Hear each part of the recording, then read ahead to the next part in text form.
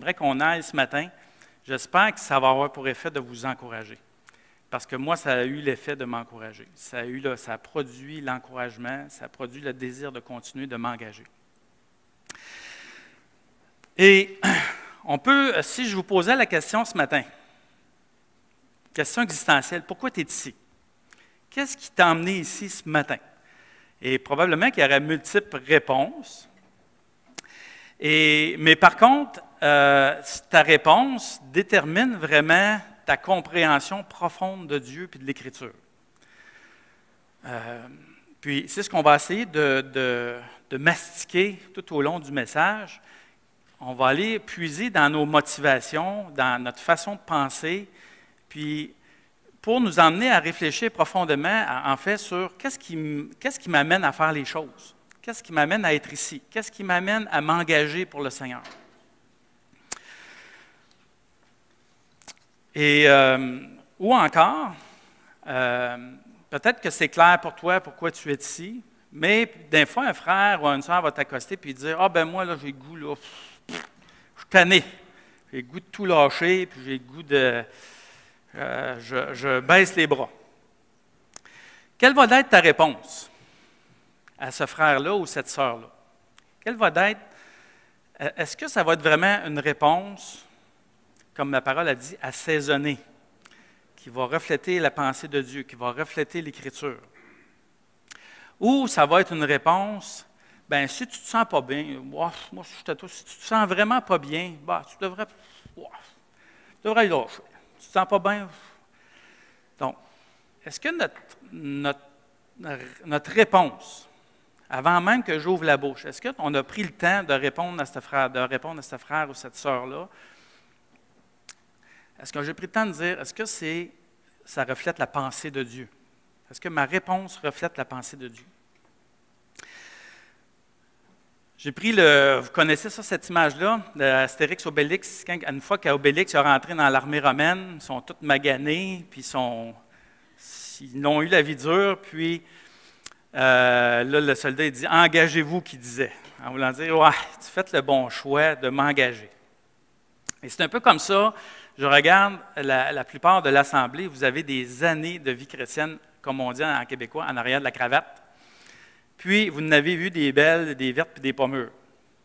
Et vous restez engagé à son Église, vous restez engagé à Dieu. Et si pour vous c'est clair, cette motivation-là profonde de rester engagé à Dieu, bien, ça va juste vous encourager davantage. Si vous luttez avec cette dimension-là, bien, j'espère que ça va venir chercher, ça va venir vous encourager. Attends un petit peu, ça devrait changer en principe notre affaire. Peut-être juste changer le... C'est-tu moi qui ne pèse pas la bonne affaire? OK. J'aimerais vous emmener à juste regarder d'abord l'Église. Comment vous voyez l'Église? Je vous pose la question. Peut-être que vous voyez l'Église comme présentement, vous êtes en croisière, c'est-à-dire que vous arrivez à l'Église, ça va bien, je suis assis à l'Église, j'ai la bonne musique, j'ai des bons chants, les messages, je suis bien avec les frères. Ah, moi, je suis comme en croisière, je suis bien. Peut-être, vous voyez, peut-être que pour vous, l'Église, vous voyez un petit peu les gens qui rament, c'est l'inverse. Vous voyez une personne qui rame, là, puis il y a une couple d'impliqués, puis les autres, ils disent quoi faire. Peut-être que c'est comme ça, vous voyez l'Église. Ben, il y en a une couple qui travaille, puis moi, j'aime bien ça, dire mon opinion, leur dire comment faire les affaires. Ou peut-être, vous voyez l'Église comme ça. Vous voyez votre bateau de croisière, que, ouais, on est sur le côté, puis là, le party est fini. Là. Puis on trouve le temps long parce que le bateau, on ne sait pas trop ce qu'on va aller avec notre bateau. Peut-être que vous vous sentez seul, puis vous dites, bon, je cherche une direction. Qu'est-ce que le Seigneur veut pour moi? Je me sens seul dans mon bateau, je me sens seul dans l'Église, puis je ne sais pas ma place dans l'Église. Moi, je ne sais pas trop quelle place trouver. Ou peut-être vous vous trouvez comme ça, vous voyez des gens en difficulté, mais vous autres, vous êtes bien. Sur votre bord du bateau, vous autres, l'eau ne rentre pas dans votre bateau, puis ça va bien. J'aimerais vous proposer que c'est une image que j'ai aimée, que l'Église ressemble un petit peu plus à ça. On est devant des défis, devant une mer de glace à traverser, puis que l'Église, c'est un travail d'équipe, que tout le monde avance, puis il faut traverser l'autre bord de la rive. Le ciel est l'autre côté, puis il faut traverser, il y a comme un travail d'équipe à faire, puis c'est pas facile. Mais c'est ce que on est convaincu que c'est ce à quoi que le Seigneur nous appelle. Donc, c'est une partie de l'image qu'on peut avoir aussi d'Église. L'idée, c'est que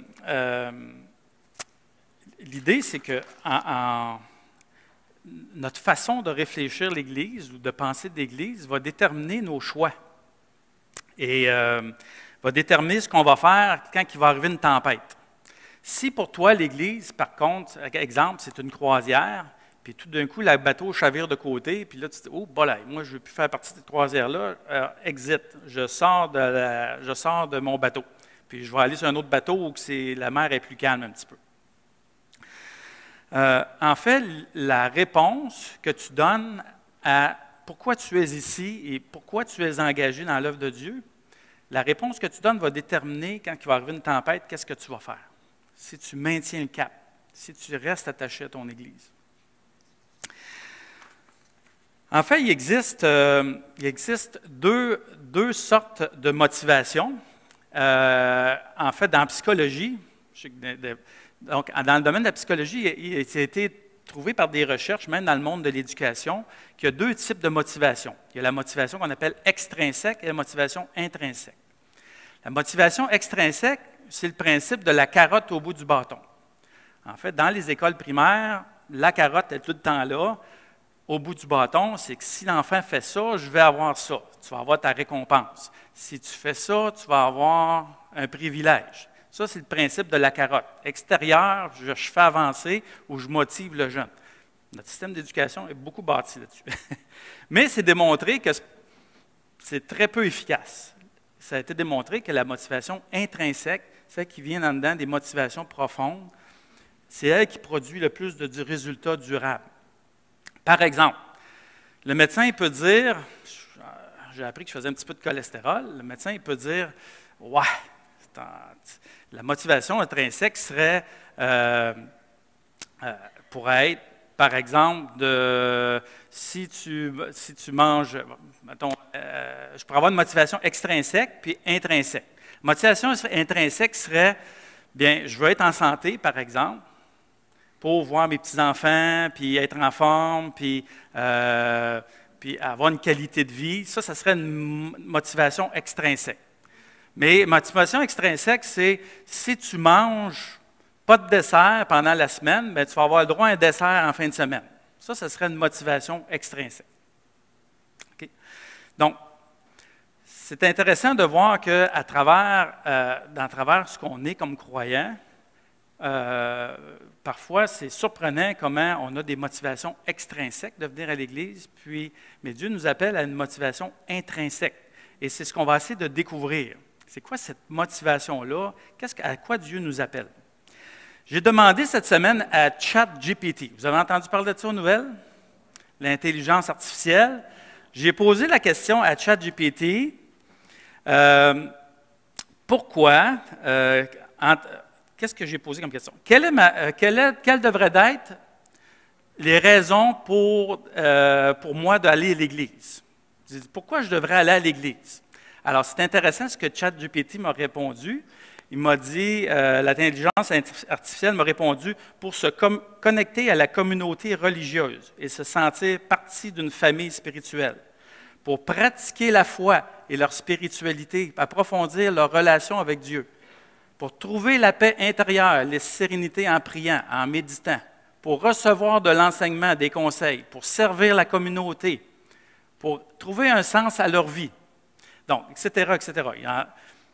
Il m'a trouvé des éléments de réponse et j'ai trouvé ça intéressant. Mais j'ai surtout trouvé intéressante la dernière partie de sa phrase qui m'a répondu. Ces raisons ne sont pas exhaustives. Chacun peut trouver sa propre motivation. pour aller à l'Église en fonction de sa propre expérience et de ses propres croyances. Alors, c'est là que ça tétille pour moi, là. C'est là que c'est « OK?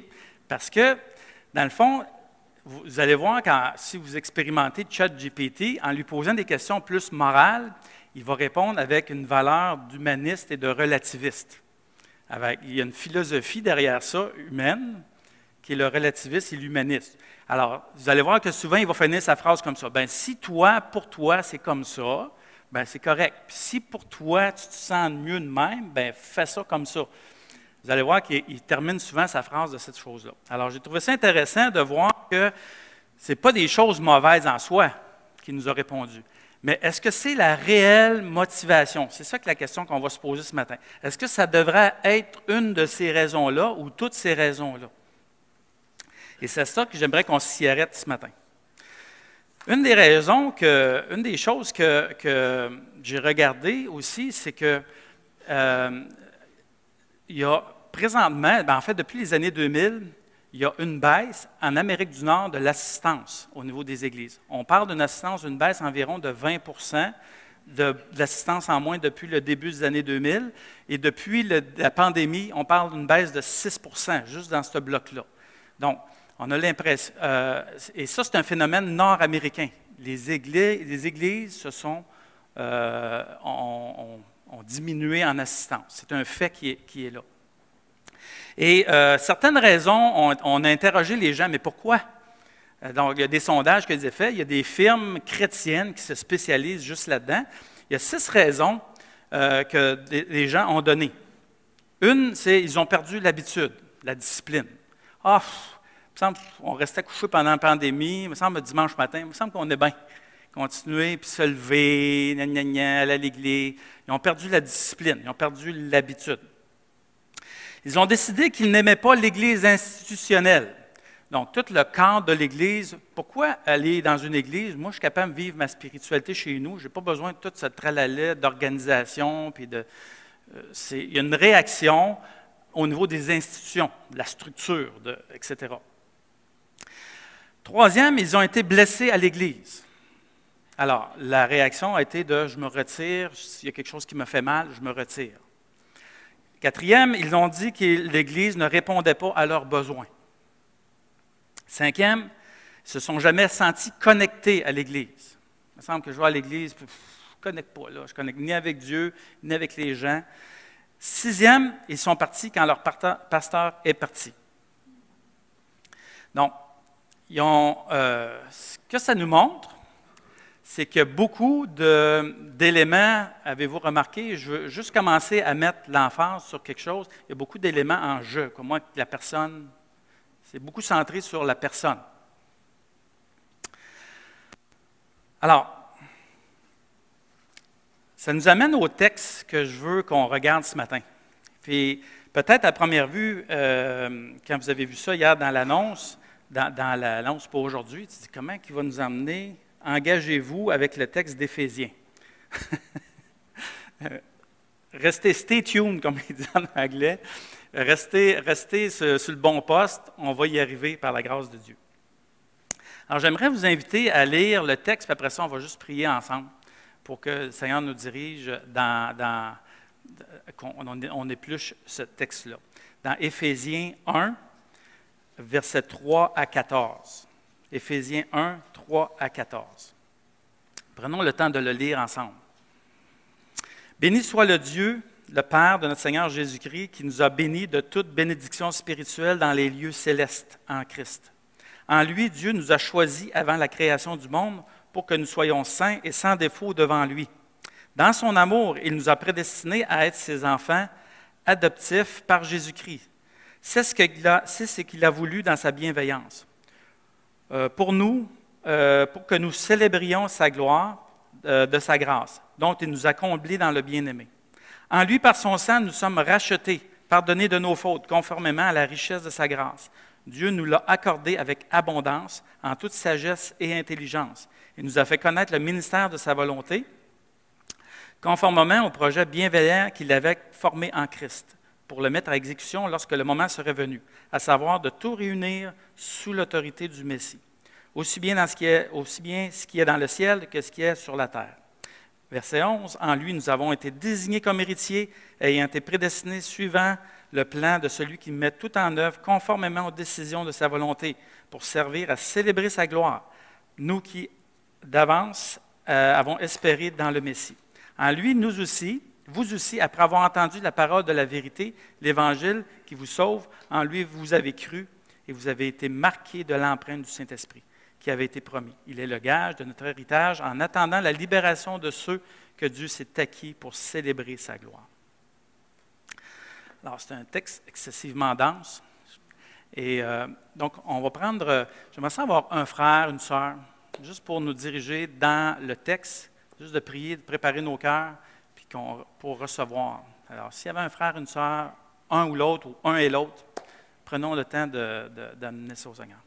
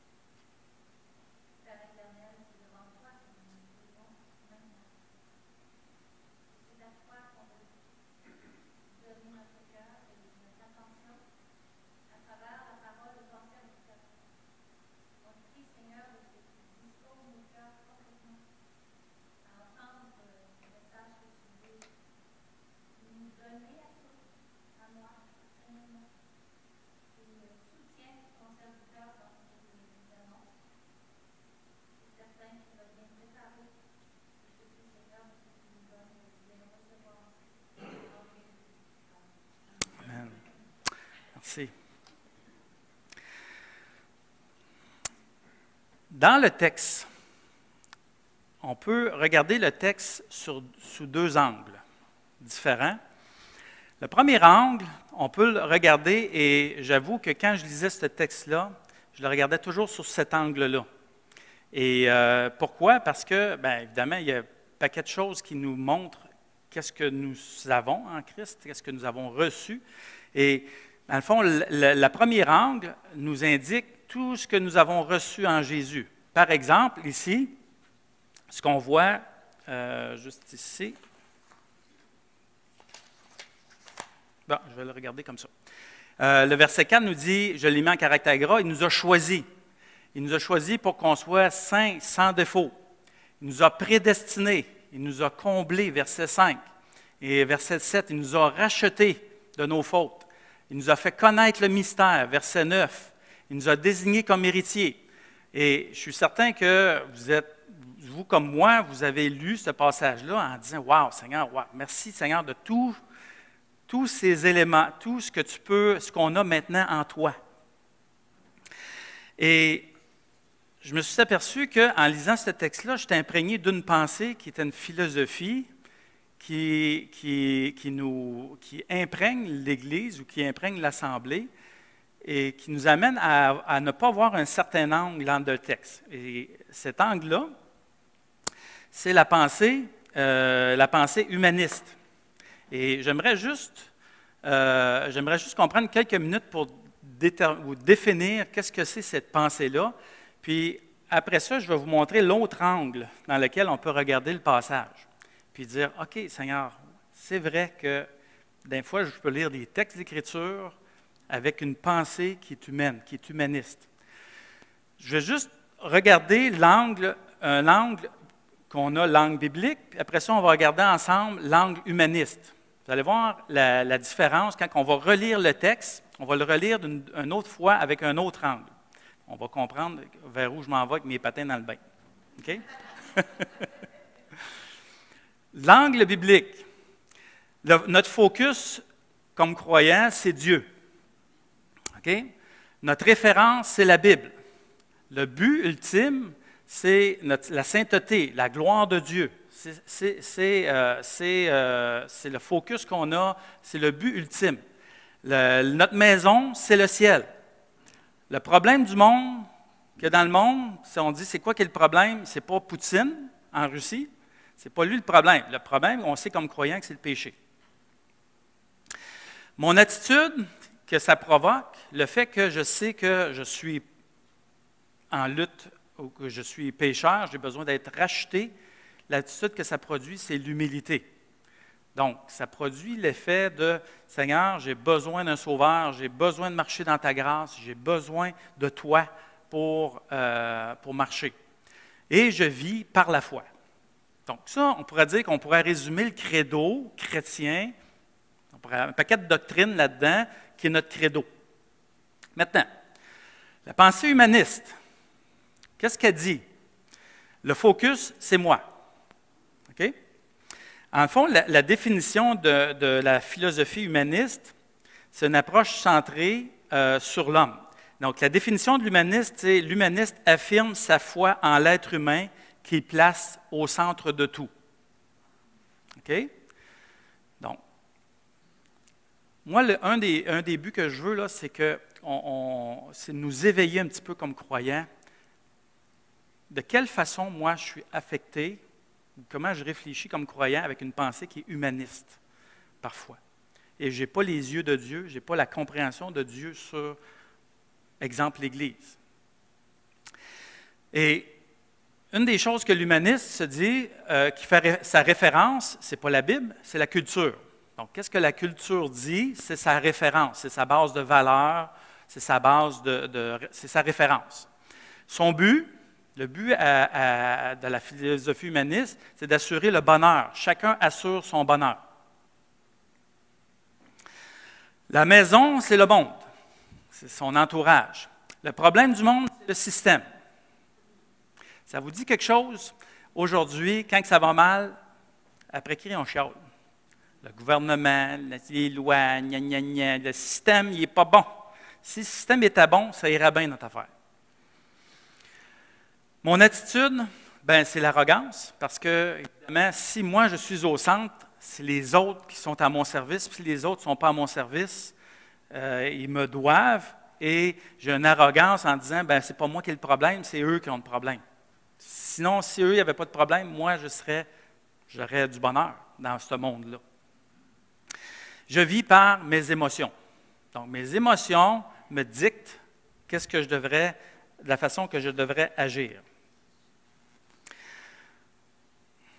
Le danger est le suivant. C'est quand on essaie de mixer les deux dans l'Église. C'est là qu'est le danger. Exemple. Je peux venir à l'Église en me disant comment l'Église va contribuer à mon bonheur. Comment l'Église va m'emmener un petit peu plus loin. Et pour beaucoup, dans la philosophie, si j'adopte cette pensée humaniste-là, en fait, c'est Jésus, il est là pour m'aider à mon avancement. Il est là pour m'aider à grandir. Il est là pour m'aider à être heureux. Donc, Jésus devient un instrument. Jésus devient un outil pour assurer mon bonheur.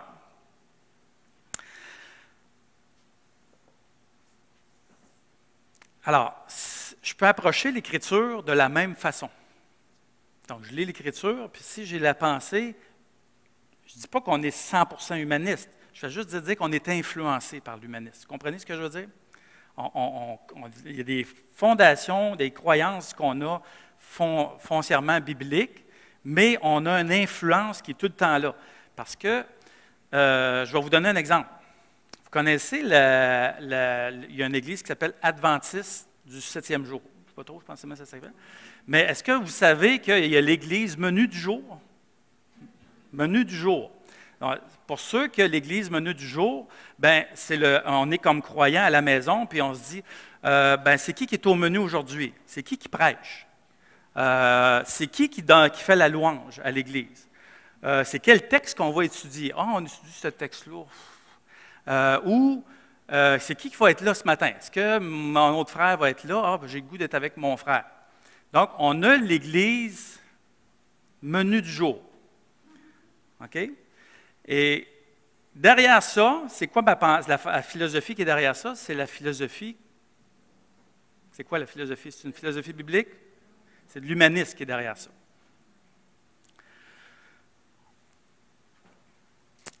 Même nos prières, puis je ne veux pas écraser, puis moi je suis le premier, là, j'ai fait une réflexion là-dessus, puis je suis le premier à faire. Quand on prie, merci Jésus parce que tu me donnes la santé. Merci Jésus parce que tu me donnes une bonne famille. Merci Jésus pour ton Église. Merci Jésus pour ce que tu... Notre prière est très centrée sur Jésus t'assure mon bonheur. Tu me fais du bien. Merci Jésus. Puis je ne suis pas en train de dire de ne plus dire ça au Seigneur, là, de ne plus le remercier. Je ne suis pas en train de dire ça. Mais d'un fois, si au lieu de dire merci Jésus parce que ma femme a fait une super bonne assiette, d'un fois, c'est peut-être de dire merci Seigneur parce que tu es un Dieu pourvoyeur, tu es un Dieu généreux. Voyez-vous que le focus est vraiment différent? C'est que le focus, au lieu d'être sur merci Jésus pour ce que tu m'apportes, c'est Jésus maintenant, voici, je reconnais en toi que tu es un Dieu généreux. Voyez-vous, le focus est complètement différent. Le focus est sur Dieu, sur sa gloire, sur ce qu'il est. C'est étonnant quand on s'écoute, ou quand je m'écoute, ou quand je lis l'Écriture, cette pensée-là, ça a été pas une conversion, là, mais ça a été une illumination pour moi, de dire, Seigneur, oh palais, je lis l'Écriture avec tellement des yeux, des fois, qui sont centrés sur mon nombril, au lieu de voir ce que tu veux que je vois. Et c'est ce que je veux dans la deuxième partie. Je vais regarder qu'est-ce que le Seigneur veut qu'on voit quand on lit l'Écriture. OK? Quelques citations, probablement que vous n'avez pas écouté ces films-là dernièrement. Pocahontas, Tarzan, Cendrillon. Bien, si vous avez des petits-enfants, peut-être vous avez écouté ça. Peut-être Mario et Chantal, vous avez écouté ça dernièrement. Mais je vais juste vous donner quelques citations pour vous montrer comment on est influencé. Bien, de toute façon, il y a une pub qui passe ces temps-ci. Je suis certain que vous l'avez entendue parce qu'elle passe, surtout si vous écoutez le hockey, elle passe 60 fois dans la soirée. Prêt à vivre le wa. Hein? Vous l'avez entendu celle-là? C'est prêt à vivre le bonheur. Fait que, dans le fond, la philosophie de Hyundai, c'est ils veulent te faire vivre une petite sensation de le poil qui dresse sur les bras. C'est ça qu'ils veulent que c'est le bonheur. C'est prêt à vivre le wa. Bien, voici quelques citations qu'on retrouve dans les films de Disney, que vos enfants, que nos petits-enfants écoutent. Tarzan, mettez votre foi en ce que vous croyez le plus. Ça, c'est une phrase qui apparaît dans le film, qui est lancée. Écoute avec ton cœur et tu comprendras. Pocahontas. Peu importe l'état de ton cœur, si tu continues de croire, le rêve que tu désires se réalisera. Cendrillon. Ratatouille, n'en voulez-vous une de Ratatouille? Ne laisse personne définir tes limites en fonction de l'endroit d'où tu viens. Ta seule limite est ton âme. Est-ce que vous voyez la pensée? Comment c'est centré sur toi, si tu as goût d'un rêve, vas-y dans ton rêve. Peu importe ce qu'il y a autour de toi, ce que les autres pensent. Toi, tu as un rêve, vas-y. Ce que tu as le goût de faire, vas-y. Assure ton bonheur. Par contre, si les autres n'assurent pas ton bonheur, soit que tu t'en éloignes, ou soit que tu critiques le système, mais le système est là pour assurer ton bonheur. Les gens autour de toi sont à ton service. Alors, est-ce que vous voyez qu'on peut lire notre texte avec la pensée qui vient nourrir ce petit côté-là qui nous fait du bien? Merci Seigneur parce que tu m'as sauvé. Merci Seigneur parce que tu m'as aimé. Merci Seigneur parce que tu m'as prédestiné. Merci Seigneur. Puis, je crois que c'est toutes des vérités. Mais le texte veut nous emmener ailleurs. il veut nous amener à mettre les yeux ailleurs. Et pas s'arrêter là, même si c'est toutes des vérités. Il ne faut pas s'arrêter là. Et c'est là que je veux regarder, je veux vous poser trois petites questions. Un petit quiz, juste pour, on fait ça avec les élèves pour les réveiller, là. Vous êtes toujours avec moi? Première question quiz. Dans l'univers, qui a le plus d'amour pour Dieu? OK, je ne me demande pas de répondre, faites juste réfléchir. Qui a le plus d'amour pour Dieu? Dans l'univers, qui procure le plus de plaisir à Dieu? Prenez le temps de réfléchir à celle-là. Qui est la priorité absolue de Dieu?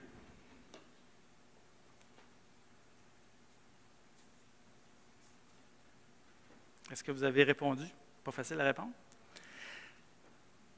Est-ce qu'il y a un petit quelque chose, honnêtement, je ne vous demande pas de lever la main, mais il y a un petit quelque chose qui dit en dedans, bien, ça doit être moi. Ça doit être moi. La réponse, ça doit être moi.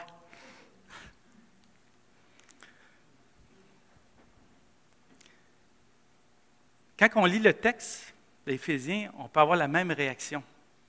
Il y a quelque chose en dedans de moi qui est centré sur moi. Voulez-vous savoir la réponse? Dieu lui-même. Dieu n'a pas besoin de nous autres. Il est capable, il prend pleinement plaisir en sa personne. Il est pleinement satisfait en sa personne. Puis, Dieu il est sa priorité absolue. Pas plus compliqué que ça. Ce que je voulais simplement souligner, c'est qu'à travers ces questions-là, c'est qu'on est influencé, puis on a tendance à ramener ça sur nous un petit peu.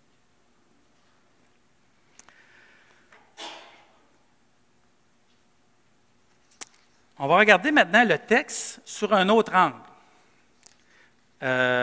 Regardez le verset 6, 12 et 14. Ça nous amène ailleurs.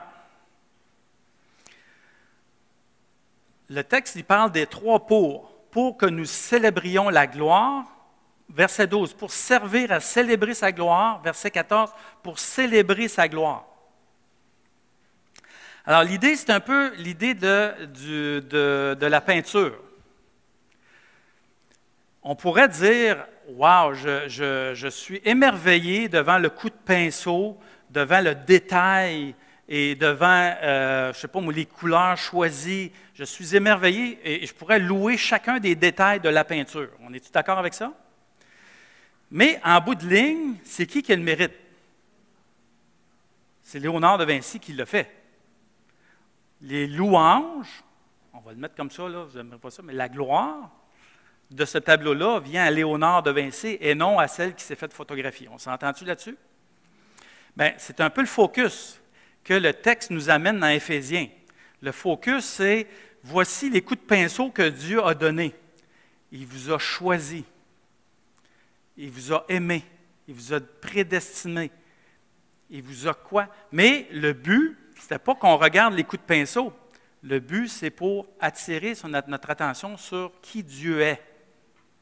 On se comprend? Et ici, juste une petite seconde. À partir de ça, on va se poser trois questions. Qu'est-ce que sa gloire? Comment se manifeste sa gloire, puis les fruits de sa gloire? Et d'abord, qu'est-ce que sa gloire? Et je dirais qu'avec la définition qu'on va se donner ensemble, quand vous allez lire le texte va prendre toute une autre couleur. Et on va regarder la définition de qu'est-ce que c'est sa gloire. Alors, la gloire, c'est la gloire de Dieu est la beauté, la grandeur infinie de multiples perfections de Dieu. La gloire est la sainteté de Dieu rendue manifeste. L'excellence de son être, la totalité de ses attributs. Cette phrase-là, on va dire à l'élève, ça c'est une question quiz. Vous devez la retenir, celle-là. Alerte. Prenez des notes. Dieu a voulu rendre visible, manifeste, évidente l'excellence de son être, la totalité de ses attributs. La question qui tue, est-ce qu'il y avait besoin de nous autres pour faire ça? Avait-tu besoin de nous autres? De rendre complètement, qu'on connaisse complètement c'était quoi son amour, sa justice, sa bienveillance, sa puissance. Est-ce qu'il y avait besoin de nous? Bien, je dirais que la réponse, c'est oui. Vous savez quoi, c'est oui? Dans le sens que, oui, dans un sens, parce que comment on aurait, par exemple, connu la rédemption, l'amour sacrificiel, s'il n'y avait pas eu une façon de démontrer à travers nous? Bien, il aurait pu utiliser une vidéo sur YouTube, mettons, puis dire voici que je suis un Dieu bienveillant, voici que je suis un Dieu plein de justice, faire un beau vidéo YouTube, puis passer ça à tout le monde. Il y aurait eu la puissance pour le faire. Donc, dans un sens, on dit non, il n'aurait pas eu besoin parce qu'il était capable de faire ce qu'il voulait, mais il a choisi le véhicule qui est la race humaine pour manifester qui est. Quelque chose quand tu penses à ça, là. On n'aurait pas connu pleinement la personne de Dieu si le péché n'avait pas existé. Avez-vous déjà réfléchi à ça? Si le péché n'avait pas existé, on n'aurait pu jamais connaître certaines facettes de la personne de Dieu. Parce que Dieu, en manifestant un amour inconditionnel par Jésus-Christ, par la rédemption, en mourant sacrificiellement pour nous, bien, comment on aurait connu ça? Cette dimension-là de Dieu, on ne l'aurait jamais connue.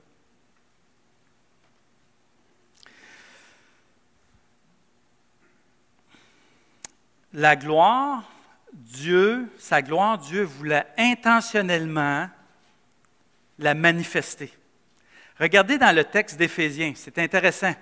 Il a dit ce qu'il a voulu. C'est lui qui l'a décidé. Ce n'est pas nous qui a dicté à Dieu mais comment manifester sa gloire. C'est lui qui a dit moi, je décide d'utiliser ce véhicule-là, ce chemin-là pour montrer ma gloire. Verset 9, il nous a fait connaître. C'est lui qui nous a fait connaître, conformément à son projet bienveillant. C'est quelque chose de penser, son affaire, là. Il n'y a pas, on va improviser quelque chose, puis comment ils sont prêts. Non, non. Il a dit, comment je vais me faire connaître complètement qui je suis à travers la race humaine. Verset 11. Suivant le plan de celui qui met tout en œuvre conformément aux décisions de sa volonté. C'est qui a décidé qu'il voulait manifester sa gloire? C'est lui. C'est lui qui a fait le plan de nous démontrer qui il était vraiment. Donc, avait-il besoin de nous? Oui. C'est qu'il a choisi à travers nous de faire. Mais non, il aurait pu avoir dans sa créativité choisir un paquet d'autres façons de se révéler. Donc, le focus dans Éphésiens 1, c'est quoi? C'est qu'à travers chaque aspect qu'il nous décrit, par exemple, que Dieu dit qu'il nous a prédestinés. Donc, qu'est-ce que ça nous montre sur Dieu? C'est que Dieu est capable de faire un plan à l'avance. Il a la puissance pour l'amener à exécution. Fait que le focus, c'est « Seigneur, je veux célébrer ta puissance. Je veux célébrer ton omniscience. Je veux célébrer ta justice. Je veux célébrer ton amour. » Le focus est là. C'est ça qu'il veut qu'on voit de sa personne.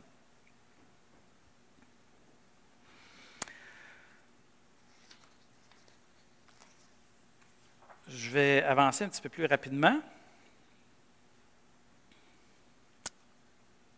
Le deuxième point.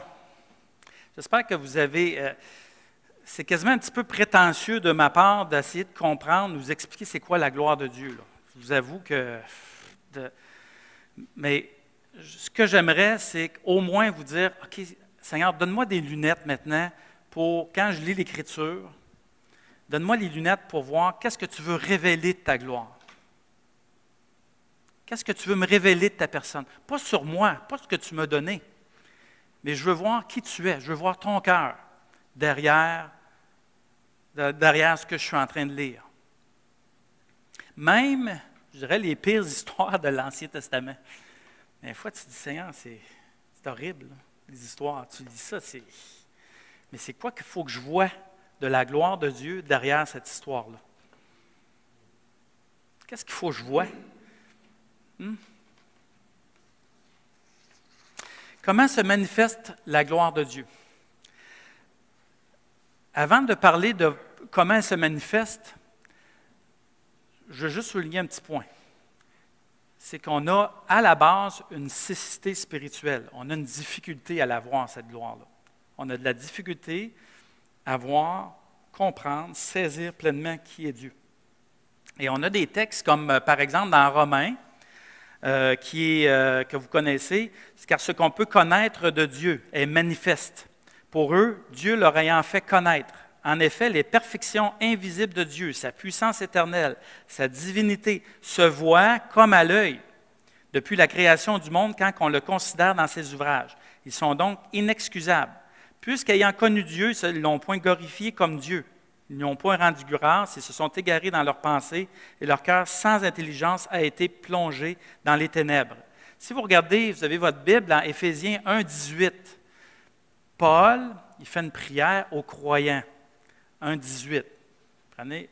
Alors, il dit, « Je prie qu'il élimine les yeux de votre cœur pour que vous sachiez quelle est l'espérance qui s'attache à son appel, quelle est la richesse de son glorieux héritage au milieu des saints. » Paul est en train de dire aux croyants, « Je prie que Dieu vous aide à voir toute cette beauté-là, là, qui vous aide à voir Dieu dans le texte qu'on vient de voir, dans les versets, juste qu'on a vu avant, qui illumine les yeux, qui vous ouvre, qui vous enlève les coquilles devant les... comment on appelle ça, là? Cataractes. C'est ça.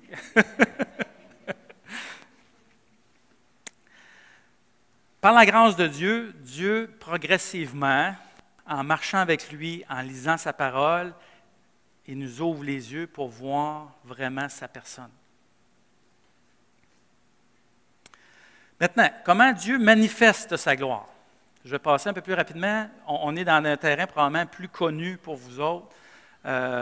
Donc, il communique ses œuvres qui est évidente, qu'on a vu dans 1,19, par ses œuvres. Dans le fond, le texte 1,19, Romains 1,19, ce qu'il nous dit, c'est ceux qui veulent vraiment voir Dieu à travers la création, ils ont tout ce qu'il faut pour le voir. On s'entend-tu là-dessus? C'est parce que tu ne veux pas le voir que tu ne le vois pas. Alors, l'œuvre de Dieu parle en soi de qui Dieu est. Donc, des fois, quand vous marchez avec vos petits-enfants, parce que je parle beaucoup avec des grands-parents, au lieu de dire « Hey, wow! As-tu vu le détail de cette fleur-là ou de cet animal-là? Vois-tu ce qui est spécial? » Bien, des fois, juste de dire « Vois-tu comment Dieu est puissant? Dieu est créatif. Notre Dieu est créatif, il est créateur. Notre Dieu est puissant.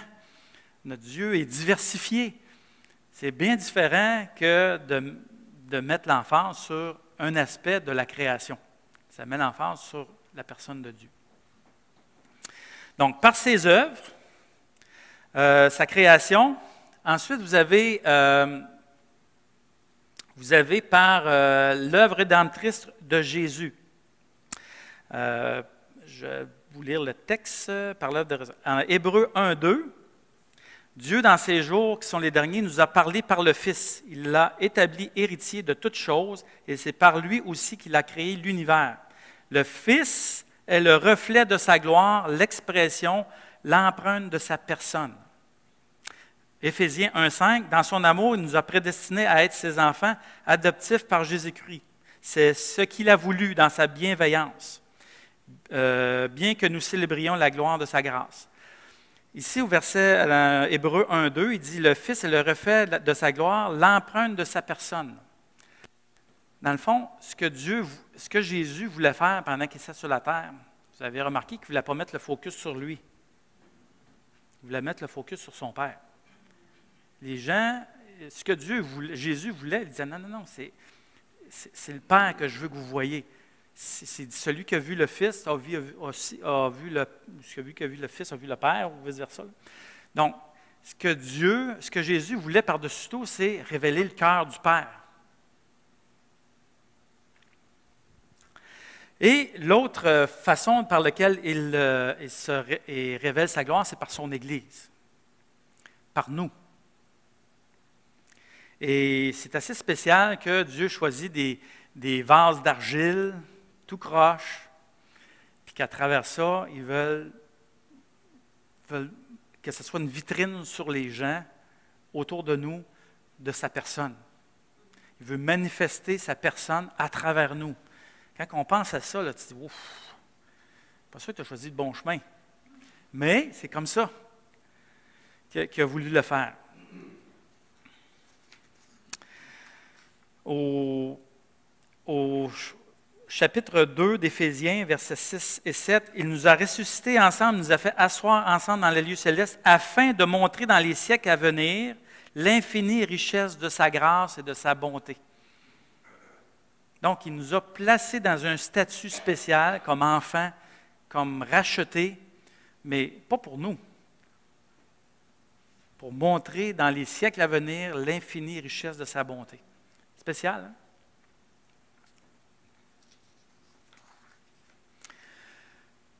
Troisième, quel est le fruit? Donc, on a vu la définition de ce que c'était, c'est que Dieu veut rendre manifeste sa gloire. Il veut qu'on connaisse qui il est. Il veut qu'on sache entièrement qui il est. Comment il s'est manifesté, quel véhicule qu'il a choisi. Il a choisi nous, l'Église, sa création. Il a choisi différentes façons. Puis, quels sont les fruits?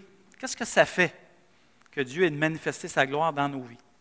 Bien, la première, c'est qu'on est transformés par elle. En 2 Corinthiens 3, 18, il nous dit « Nous tous qui s'envoilent sur le visage, contemplons comme dans un miroir la gloire de Dieu, du Seigneur. Nous sommes transformés à son image de gloire en gloire. » Le fait de contempler, voyez-vous l'élément de contempler Dieu, adorer Dieu, s'arrêter sur Dieu, qui tu es, qui il est, comment tu veux te manifester, comment je peux te voir dans l'Écriture, comment je peux te voir à travers la création, ça nous amène à être transformés à son image. Ça nous amène à être comme lui. La deuxième manifestation, c'est que Dieu est glorifié, élevé par la vie de Jésus en moi. 2 Thessaloniciens. Ainsi, la gloire du nom du Seigneur Jésus-Christ sera révélée en vous et la vôtre, en lui, conformément à la grâce de notre Dieu et Seigneur Jésus-Christ. C'est que Dieu est glorifié à travers moi. Vous savez, juste l'exemple quand tu choisis d'un frère qui t'a offensé, si on appliquait le principe de quelqu'un qui est offensé dans la philosophie humaniste versus une philosophie qui est biblique. Si je prends la philosophie biblique ou la pensée biblique, comment Dieu est glorifié par le pardon? Je pardonne un frère, on m'a offensé, je décide de refléter qui Dieu est, manifester qui Dieu est à travers ce que je suis pour pardonner cette personne-là. Dieu est glorifié. Il est glorifié parce que je décide de pardonner. C'est simple, hein? Mais je viens de manifester le cœur de Dieu. C'est son cœur à lui, ça, de pardonner. C'est un exemple simple. Je décide de faire du bien à quelqu'un malgré le mal qu'il me fait. Bien, si je reflète le cœur de Dieu, c'est exactement ça que Dieu a fait envers moi. Je lui faisais du mal, puis il a décidé de me faire du bien. Bien, ça reflète le cœur de Dieu, ça glorifie, ça met le spot sur Dieu. Ça ne met pas le spot sur moi, ça met le spot sur Dieu.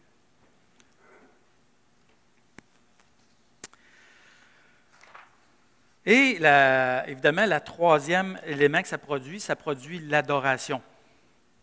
Dans le texte qui est évident dans Éphésiens, c'est pour célébrer. Il y a une idée de célébration, pour célébrer sa gloire, pour célébrer sa gloire. Ça produit la célébration.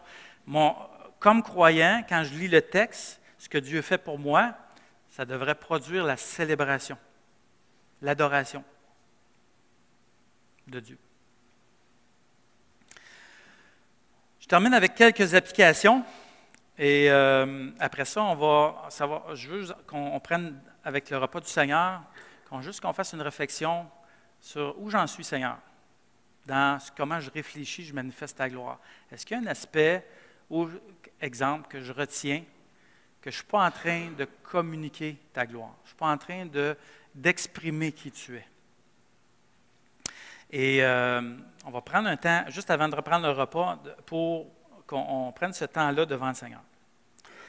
Première application, sa gloire devrait être la motivation intrinsèque. Vous vous souvenez de ce mot-là que j'ai utilisé au départ? Motivation extrinsèque. Bien, je peux venir à l'Église parce que je me sens bien, parce que la musique est bonne, parce que ci, parce que ça. Ça, c'est de la motivation extrinsèque. Motivation extrinsèque, c'est quoi sa gloire? Comment, en étant assis ici ce matin, je peux être un reflet de la gloire de Dieu? Comment je peux manifester la gloire de Dieu à travers mes interactions avec mes frères, à travers qui je suis, à travers mon engagement pour lui? Quand tu as de la difficulté, je vous donne un exemple. Un frère a de la difficulté avec un autre. Ça arrive, ça, dans l'Église? On a de la difficulté ensemble. La question qu'on devrait se poser, c'est, au lieu de se poser la question qui est sur une base humaniste, est-ce que je me sens-tu bien avec cette personne-là? Ou être animé d'une certaine pensée qui est une base humaniste, que mon bonheur, je ne sens pas mon bonheur actuellement dans l'Église à cause de cette personne-là, mettons. Bien, on devrait lever nos yeux un petit peu et dire, Seigneur, comment veux-tu, à travers cette situation-là, manifester qui tu es? Manifester ta personne à travers mon attitude, à travers mon geste que je vais poser avec cette personne-là, à travers le pardon que je vais lui offrir, à travers le bien que je vais lui faire.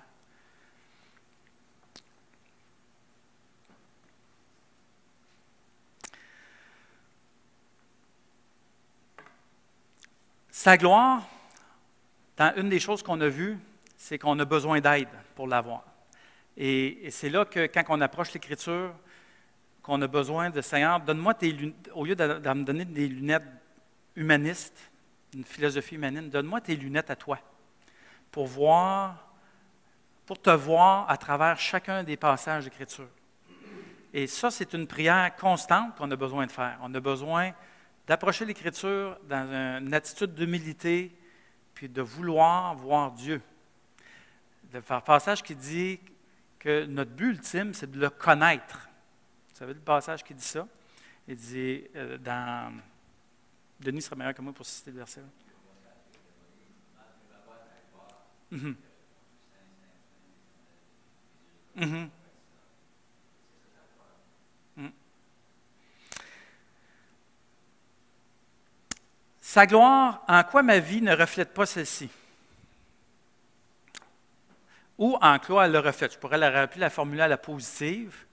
Y a-t-il des choses dans ta vie que tu vois que le Seigneur t'a emmené d'un certain point, tu dis, avant ça, Seigneur, j'avais une lutte terrible avec ça, maintenant, j'agis plus comme toi tu agirais dans cette situation-là. J'ai plus l'attitude, j'ai plus ton cœur que j'avais. Mais il y a d'autres aspects de ma vie où je sais que ça accroche encore. Et je veux manifester ta gloire à travers ça. Je veux manifester ta personne.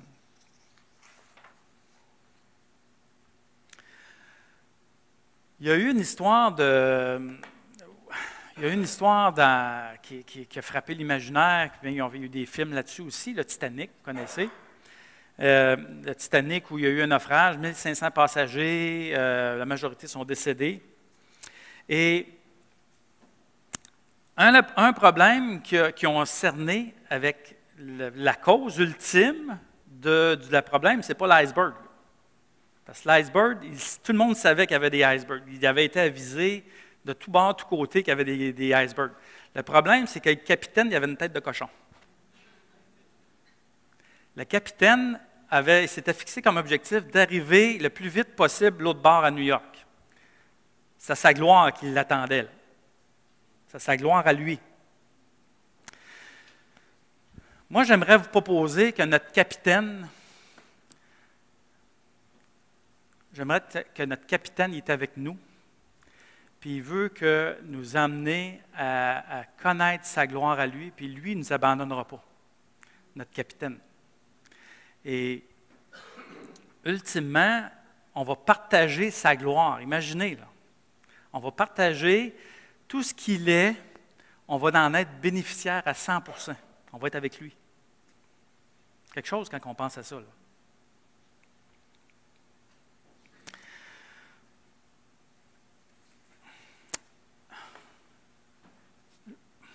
Si je prenais tour à tour, on pouvait le faire ce matin, tour à tour, je vous passerais, puis que je vous demanderais c'est quoi votre histoire avec l'Église, ici ou dans une autre Église.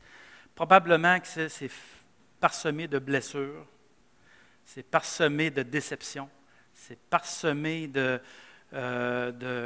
moi, je vais réchauffer le banc. Je vais regarder la game aller, j'en ai assez, j'en ai, I'm fed up, comme on dit en anglais, j'en ai plein mon casque. Chacun, si moindrement vous avez été engagé dans l'Église, tôt ou tard, ça va faire mal. Je vous le dis, là. Puis je suis capable de vous dire qu'on a tous mangé des coups. Puis je sais que dans l'Assemblée, il y a des gens qui sont assis parce qu'ils sont blessés. Maintenant, on peut vivre sur cette blessure-là, on peut vivre sur cette déception-là, on peut vivre puis rester assis là. Mais le Seigneur nous amène à un step-up. OK? Pas de vous tirer par les bretelles, ce n'est pas ça que je vous dis. Step-up dans ta pensée de comment voir son Église. Il t'amène au step-up, voir une coche de plus que « It's not about you, it's not about me ». C'est lui, là. Ceux qui comprennent bien l'anglais, là. C'est pas pour moi, là, l'Église. C'est pas mon affaire à moi, c'est son affaire à lui. Et moi, je pense, j'aurais pu vous raconter un petit bout de témoignage d'une chose dans la crise qu'on a eue qui a été d'une extrême violence sur le plan émotionnel. Et j'aurais pu vous raconter cette histoire-là, mais il y a une vérité qui m'a sorti pratiquement dans un clin d'œil, qui m'a libéré, qui a été très libératrice. Et il y a une pensée, puis la pensée, ça a été « Jésus, toi, tu en as souffert une shot pas mal plus que moi. » C'est la seule pensée, ça a été libérateur instantanément. Puis je dirais, si tu es aux prises avec, tu es ancré dans ta forteresse, dans ta blessure, je pense que quand je dis il faut, on veut, la question que je pense que tu devrais te poser, c'est Seigneur, comment je peux être un véhicule pour ta gloire? It's not about you. C'est lui. C'est lui qui a choisi intentionnellement de se manifester à la race humaine. Puis il nous a choisis. Il faut s'enlever du centre, puis le mettre. Que ma vie soit une célébration pour lui. Ça va être libérateur.